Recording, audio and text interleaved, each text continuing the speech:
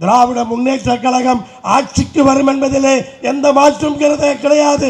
திமுகவுடைய தலைவர் மீண்டும் முதலமைச்சர் ஆவார், அதுல எந்த மாற்று கருத்து கிடையாது. இப்ப பாக்குறப்ப இவங்களை விட ஜனாதிபதி ஆட்சியோ பரவாயில்லையோ, ஜனாதிபதி ஆட்சி வரக்கூடாது அப்படிங்கிறதுக்கு தான் இத்தனை வேலைகள் நடந்தது. ஆனா இவங்களை விட அதுவே பெற்றோங்கிற மாதிரி யோசிக்கக்கூடிய அளவிற்கு இன்றைக்கு இந்த நிலைமை மாறி இருக்கிறது.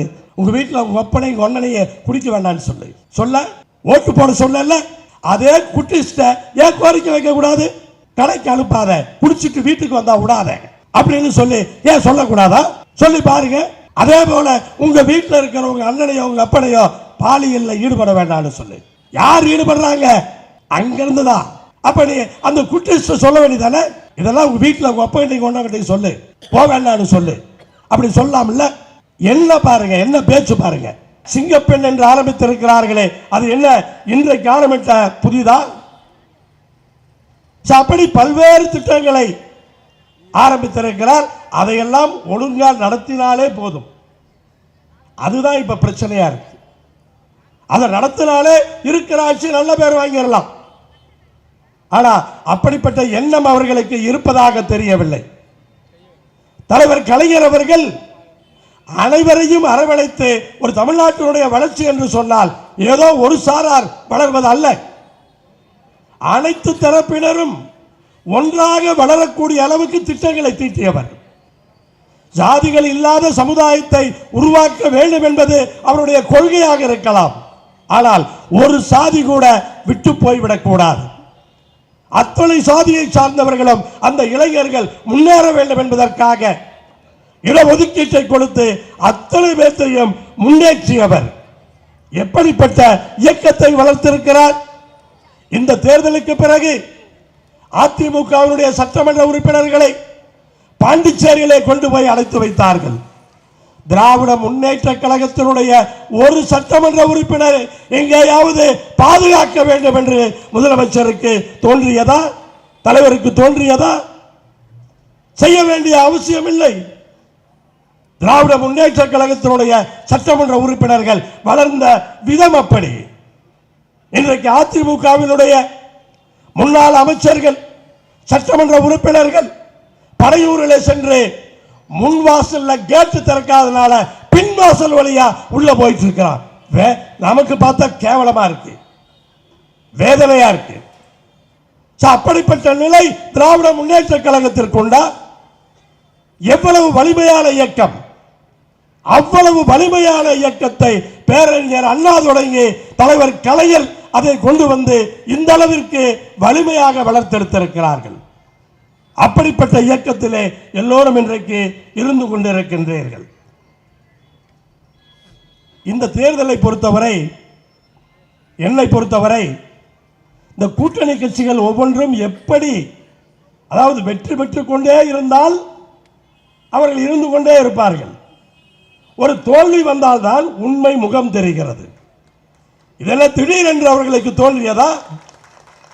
சென்ற தேர்தலின் போதே முடிவெடுத்திருக்கிறார்கள். சென்ற தேர்தலின் போதே முடிவெடுத்து தேர்தல் பணிகளிலேயே சுணக்கம் இருந்திருக்க வேண்டும். திடீரென்று நடந்திருக்காது. காங்கிரஸ் கட்சி ராகுல் காந்தியை காங்கிரஸ் கட்சியே கைவிட்டு விட்டது. அப்படிப்பட்ட சூழலிலே இந்த நாட்டினுடைய பிரதம வேட்பாளராக தலைவர் அவர்கள் அறிவித்தார். யார் அறிவித்தார்கள்? அந்த நன்றி உணர்ச்சி வேண்டாமா? நான் தலைவர் அவர்களோடு அனைத்து இந்தியா கூட்டணி கூட்டங்களுக்கும் ஒரு கட்சி தலைவர் என்கிற முறையிலே நான் சென்றிருக்கின்றேன். அங்க இருக்கிற அத்தனை கட்சி தலைவர்களும் காங்கிரஸை விரும்பாதவர்கள். தலைவரிடத்திலே காங்கிரஸ் இல்லாத ஒரு கூட்டணியை நாம் தேசிய அளவில் அமைக்க வேண்டும் என்று வலியுறுத்தி கொண்டிருந்தவர்கள். ஆனால் காங்கிரஸை விடாமல் பிடித்துக் கொண்டிருந்தவர், ராகுல் காந்தியை தூக்கி பிடித்தவர் நம்முடைய தலைவர் அவர்கள். இல்லை என்று சொன்னால் 2024 காங்கிரஸ் இல்லாத கூட்டணி அமைத்திருந்தால் மத்தியிலே ஆட்சி மாறுவதற்கான அந்த வாய்ப்பு இருந்திருக்கும். இன்றைக்கு திராவிட முன்னேற்ற கழகம் இந்திய திருநாட்டை ஆட்சி செய்து கொண்டிருக்கும். அப்படிப்பட்ட நிலை உருவாகி இருக்கும். காங்கிரஸ் இல்லை என்று சொன்னால் சந்திரபாபு நாயுடு நம்மோடு இருந்திருப்பார், சந்திரசேகர் ராவ் நம்மோடு இருந்திருப்பார், பல தலைவர்கள், ஏன் நிதிஷ்குமார் வெளியே போயிருக்க மாட்டார், காங்கிரசால் அவர் வெளியே போனார்.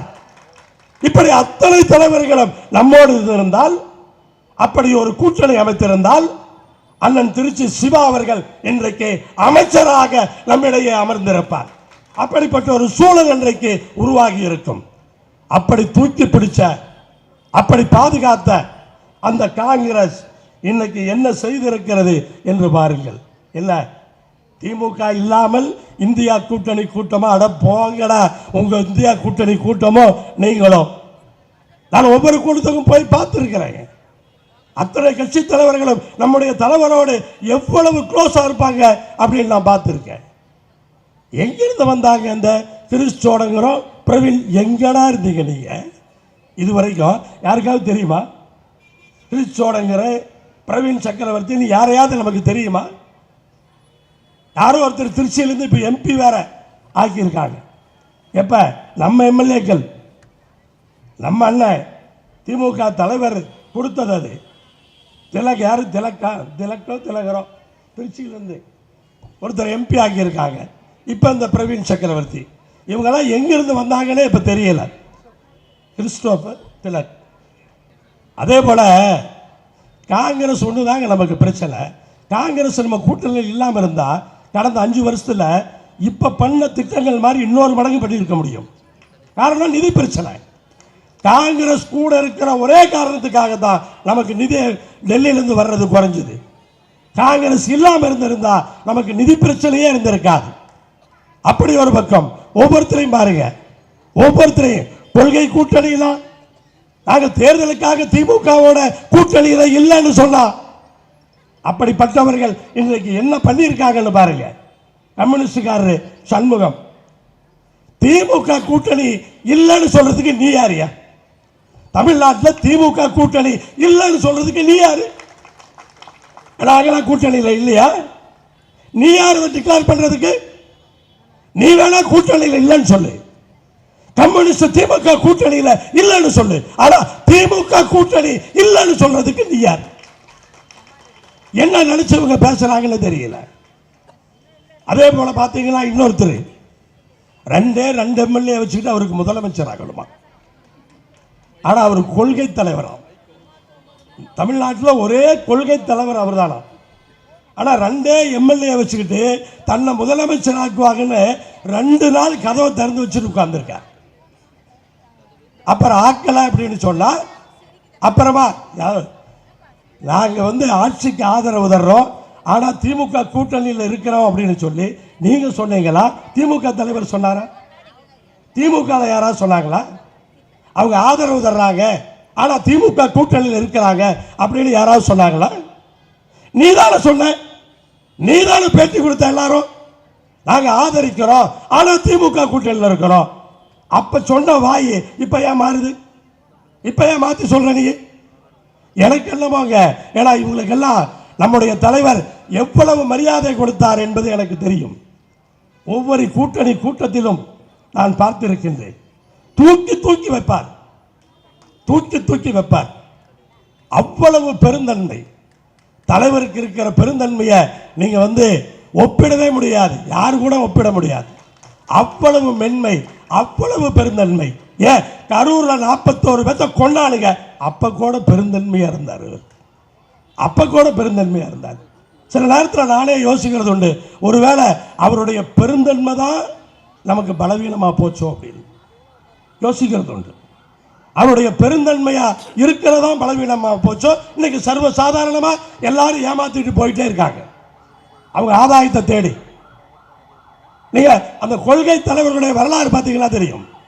2006 அதிமுக கூட்டணி தோத்த உடனே 2011 திமுக கூட்டணி, 2011 திமுக கூட்டணியில தோத்த உடனே 2016 மக்கள் நல கூட்டணி, 2016 மக்கள் நல கூட்டணி தோத்த உடனே 2019 திமுக கூட்டணி, 19 திமுக கூட்டணி, 21 திமுக கூட்டணி, 24 திமுக கூட்டணி, தொடர்ந்து ஜெயிக்கிற வரைக்கும்.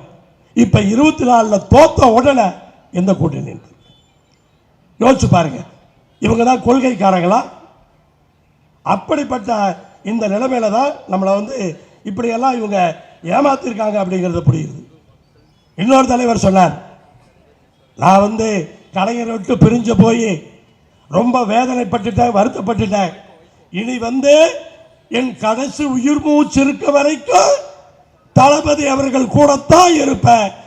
மு.க. ஸ்டாலின் தான் அவரை தூக்கி நிறுத்தினதான் என் வேலையை அப்படின்னு ஒரு கூட்டத்தில் இல்லைங்க. நான் மேடையிலேருந்து பல கூட்டத்தில் பார்த்தவன்.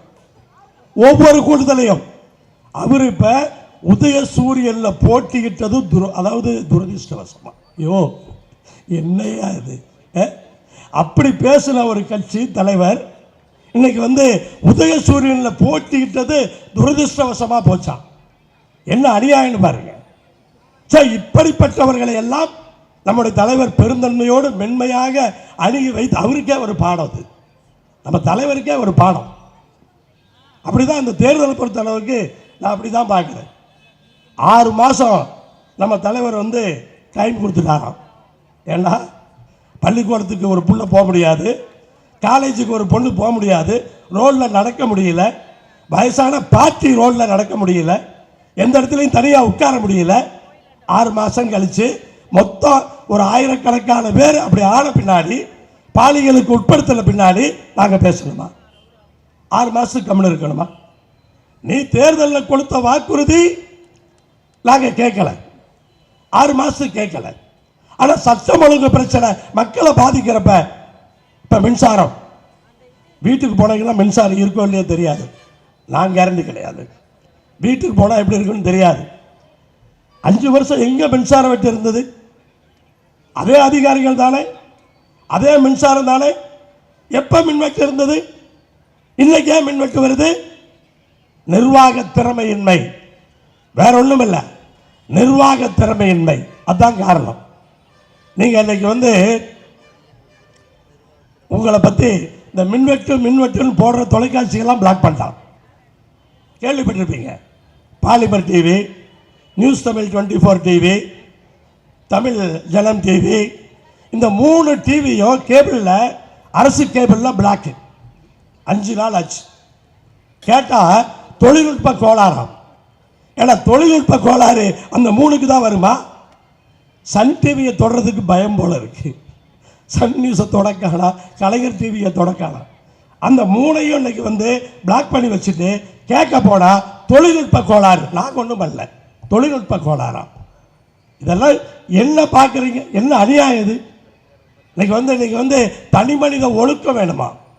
தனி மனித ஒழுக்கம் இருந்தால் தமிழ்நாட்டில் தப்பு நடக்காதா? இது 5-6 வருஷத்துக்கு முன்னாடியே நம்மளாம் பேசியிருக்கோம். தனி மனித ஒழுக்கம் வேணுமா? ஏன் நீ தான் வந்து இந்த குட்டி குட்டி குட்டி நண்பா நண்பி அவங்ககிட்ட ஒரு இங்கிருந்து ஒரு குரல் விட வேண்டியதானே? உங்கள் வீட்டில் உங்கள் அப்பனை உங்கள் அண்ணனையே குடிக்க வேண்டான்னு சொல்ல ஓட்டு போட சொல்லல. அதே குட்டிஸ்ட ஏன் கோரிக்கை வைக்கக்கூடாது? கடைக்கு அனுப்பாத, குடிச்சிட்டு வீட்டுக்கு வந்தா விடாத அப்படின்னு ஏன் சொல்லக்கூடாதா? சொல்லி பாருங்க. அதே போல உங்க வீட்டில் இருக்கிறவங்க அண்ணனையோ உங்க அப்பனையோ பாலியலில் ஈடுபட வேண்டாம்னு சொல்லு. யார் ஈடுபடுறாங்க? அங்கிருந்து தான். அப்ப நீ அந்த குட்டிஸ்ட சொல்ல வேண்டியதானே? இதெல்லாம் உங்க வீட்டில் உங்க அப்பா கிட்ட கொண்டாங்கிட்ட சொல்லு, போக வேண்டாம்னு சொல்லு. அப்படி சொல்லாமல்ல. என்ன பாருங்க, என்ன பேச்சு பாருங்க. எதுக்கும் பதில் கிடையாது. இந்த கல்லூரி மங்கன்னு சொல்லுவாங்கல்ல, கேள்விப்பட்டிருப்பீங்க. எங்கள் ஊர்லலாம் மேற்கு மாவட்டங்களில் அதிகமாக கொங்கு பெல்ட்டில் சொல்லுவாங்க, கல்லூரி மங்க மாதிரி இருக்கான் பாடுறான் அப்படிம்பாங்க. ஸோ அப்படி வந்து எதை எடுத்தாலும் எதுக்கும் வந்து சொல்கிறதே இல்லை. பார்த்து தொழிற்சாலை கொண்டு வந்தாங்க. தமிழ்நாட்டை இந்தியாவிலேயே முதல் மாநிலமாக முன்னேற்றி இன்றைக்கு வைத்திருக்கின்றோம். அடுத்து டார்கெட் என்ன? அடுத்து உலகத்தில் இருக்கிற சின்ன நாடுகளை விட நம்முடைய மாநிலம் தமிழ்நாடு ஒரு சிறந்த மாநிலமாக, வளர்ச்சி பெற்ற மாநிலமாக மாற வேண்டும் என்பது திமுக தலைவருடைய தளபதியுடைய நோக்கமாக இருந்தது. இன்னைக்கு என்னாச்சு? எம்ஓயு போட்டு கையெழுத்து போட்ட ஃபேக்டரி எல்லாம் ஆந்திராவுக்கு போகுது, வேலை வாய்ப்பு ஆந்திராவுக்கு போகுது. இப்ப என்ன காரணம்? ஏன் அது வரல? இல்ல நீ வந்து எதுக்கும் பேச மாட்டீங்க. இப்ப 12ஆம் தேதி மேட்டூர் அணை திறக்கணும். இன்னைக்கு தேதி 10. 5 வருஷமா 12ஆம் தேதி மேட்டூர் அணையை நம்முடைய தளபதி அவர்கள் திறந்து வைத்திருக்கிறார். ஒரு வருஷம் முன்னாடியே திறந்திருக்கார். 12ஆம் தேதிக்கு முன்னாடியே. இன்னைக்கு நாளன்னைக்கு திறக்க போறீங்களா இல்லையா? கர்நாடகாவில் போய் தண்ணி வாங்கிட்டு வந்திருக்கணும் இல்ல? தண்ணி வாங்கிட்டு வந்தா திறக்கலாம் இல்ல? இப்ப 12ஆம் தேதி திறக்க முடியாதுன்னு அதிகாரிகள் சொல்றாங்க. திறக்க வாய்ப்பே இல்லைங்கிறாங்க. இன்னும் ஒரு மாசத்துக்கு வாய்ப்பு இல்லைங்கிறாங்க. இன்னும் ஒரு மாசத்துக்கு மேட்டூர் அணை திறக்கலன்னு சொன்னா டெல்டா மாவட்டம் பூரா காலி ஆயிடுச்சு. அவ்வளவுதான். ஒரு போகம் பயிரிடுவதே போயிடுச்சு. அப்படிப்பட்ட ஒரு மோசமான நிலையிலே இன்றைக்கு தமிழ்நாடு இருந்து கொண்டிருக்கிறது என்பதை புரிந்து கொள்ள வேண்டும். ஆனால் தமிழ்நாடு என்ன பிரச்சனைன்னு சொன்னா மறுபடியும் திராவிட முன்னேற்ற கழகம் ஆட்சிக்கு வரும் என்பதிலே எந்த மாற்றும் கிடையாது. திமுகவுடைய தலைவர் மீண்டும் முதலமைச்சர் ஆவார். அதுல எந்த மாற்று கருத்து கிடையாது. அதனால இப்ப நீங்க என்ன அதுக்குள்ள இந்த தமிழ்நாட்டை என்ன பாடுபடுத்திடுவாங்களோன்னு பயமா இருக்கு. திருப்பி நம்ம ஆட்சிக்கு வர்றதுக்கு முன்னாடி இப்ப நம்ம டெவலப் பண்ணி வச்சிருந்தது எல்லாத்தையும் காலி பண்ணிட்டு போயிட்டாங்களா மறுபடியும் நம்ம ஜீரோல இருந்து வேலை பார்க்கணும். அப்படிப்பட்ட நிலைக்கு இந்த தமிழ்நாட்டை தள்ளி விடுவார்களோ என்று இன்னைக்கு போர் தண்ணிகள் கீழே போயிடுச்சு. போர் மோட்டாருக்கு 3 ஃபேஸ் கரண்டும் கிடையாது. போருக்கு 3 ஃபேஸ் கரண்டும் கிடையாது. தண்ணியும் கீழே போயிடுச்சு. மேட்டூர் அணையும் திறக்கலன்னு சொன்னா என்ன ஆகும் நினைச்சு பாருங்க. ஏன்னா டெல்டா மாவட்டத்துக்கு தான் பிரச்சனை பாக்குறீங்களா? இங்க குடிக்க தண்ணி வராது. மேட்டூர் அணையை திறந்தா தான் வீராணத்துக்கு தண்ணி வரும். வீராணத்துக்கு தண்ணி வந்தா தான் சென்னைக்கு குடிநீர் வரும். வீராணத்தில் இப்ப தண்ணி இல்ல. அப்படிப்பட்ட சூழல் இப்ப பாக்குறப்ப இவங்களை விட ஜனாதிபதி ஆட்சியோ பரவாயில்லையோ, ஜனாதிபதி ஆட்சி வரக்கூடாது அப்படிங்கிறதுக்கு தான் இத்தனை வேலைகள் நடந்தது. ஆனா இவங்களை விட அதுவே பெற்றோங்கிற மாதிரி யோசிக்கக்கூடிய அளவிற்கு இன்றைக்கு இந்த நிலைமை மாறி இருக்கிறது. ஆனா அண்ணன் சிவா அவர்கள் கலைஞருடைய வரலாற்றை பற்றி ஒவ்வொரு நம்முடைய சிரமத்திற்கும் பரிகாரம் தரக்கூடியவர். கலைஞர் இருந்தால் எப்படி அதை செய்திருப்பார் என்கிற நிலையிலே பரிகாரத்தை தரக்கூடியவர். அப்படிப்பட்ட அண்ணன் சிவா அவர்களுக்கு இந்த நேரத்திலே வழிவிட்டு எனக்கு ஒரு அருமையான வாய்ப்பை ஏற்படுத்தி, நான் கொங்கு மண்டலத்துக்காரன் என்று சொன்னாலும் உங்களோடு பேசுவதற்கு இந்த வாய்ப்பை ஏற்படுத்தி கொடுத்துக்கிற இந்த பகுதி கழகத்தினுடைய அத்துணை பொறுப்பாளர்களுக்கும் அண்ணன் சேகர் பாபு அவர்களுக்கும் அவரை எப்படித்தான் சமாளிக்க போறாங்களே தெரியல. சட்டமன்றத்துக்குள்ள ஆளுங்கட்சியா இருக்கிறப்பவே அவர் நெருப்பு. ஆளுங்கட்சியா இருக்கிறப்ப நான் எதிரில் உட்கார்ந்துருக்கேன். அப்பவே நெருப்பா பறப்பாரு. இப்ப எதிர்கட்சியா இருந்தா கேட்கவே வேண்டாம். அவர் எப்படி சமாளிப்பாங்கன்னு எனக்கு தெரியல. ஆனா அப்படிப்பட்ட அந்த அண்ணன் சேகர் பாபு அல்ல செயல் பாபு என்று முன்னாள் முதலமைச்சர் ஒரு முறை சொல்லி இருக்கிறார். அப்படி அனைவருக்கும் இந்த நேரத்தில் இந்த வாய்ப்புக்கு நன்றி பாராட்டி விடைபெறுகிறேன். நன்றி, வணக்கம்.